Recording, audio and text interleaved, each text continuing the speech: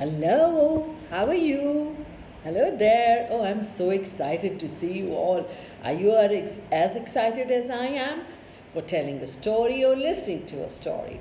Well, today I have another story from the animal kingdom, and we're going to talk about a dog who's a traveler. I hope you have done your good deeds of the day. You've done what your mama told you to do. I'm sure you have. Now you're all relaxed and ready to listen to the story, aren't you? Well, the name is The Stone Soup. Stone Soup, okay? Now, this is about a big dog who's traveling. Isn't it fun to read about traveling dogs? Isn't that amazing? Okay, now it starts like this. A hungry traveler had been roaming the countryside for a long time and he hadn't eaten a good meal in quite a while. One day the traveler spotted a lovely village off in the distance. The hungry traveler became very excited and said to himself, I am bound to find someone in the village who will share a meal with me. As the traveler hurried to the town, he tripped over a stone in the road. The stone was like any that the traveler had ever seen before. It was perfectly smooth and oval in shape. The traveler looked at the stone carefully and decided he would keep it. You never know when a stone like this might come in handy, he said. Then the traveler happily headed to the village. With his empty stomach, which were grumbling as he walked.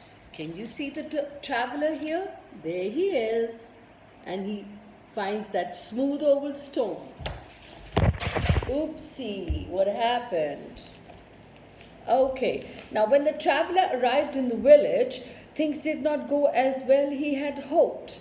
He stopped at a few houses with no luck finding a meal. No one had any food to share. One house the traveler came to was very quiet. All the doors and windows were closed and the shades were drawn. The traveler began to think that no one was home. Finally, a maid appeared in the doorway. Can you spare some food? The traveler asked her. I have been traveling for days and I'm very hungry. I'm sorry, but I have only a few potatoes. The maid said, there's not enough to spare at home. Why don't you try my neighbor next door? Oh, I already have, said the traveler. But he was very grumpy and just slammed the door shut. It looks like finding some food in this village will be more difficult than I thought. Still, the hungry traveler refused to give up. There he is, speaking to the maid. Let's see what happens next. The traveler visited every house in the village, but no one had enough food to spare or share. Poor fellows, poor villagers. At one house there was only cabbage, the next had only carrots, and the third had only salt and pepper. Since there was no food for the hungry traveler, he decided to move on. Before he got very far, the traveler began to feel tired. He decided to get some rest in the cool shade of a tree just outside the village. As he sat under the tree, the traveler looked back at the quiet little town. It's a shame, he thought. Such a nice village and such a beautiful day, but nobody's outdoor, talking or playing. Then the traveler reached into his bag and took out the smooth oval stone that he found earlier in the day. As he sat admiring the stone, the traveler suddenly had a brilliant idea. Aren't you full of brilliant ideas always for your holidays and for your fun activities? Well, so did he. Okay, now here we are. The traveler ran back to the village and shouted, let's see what happens.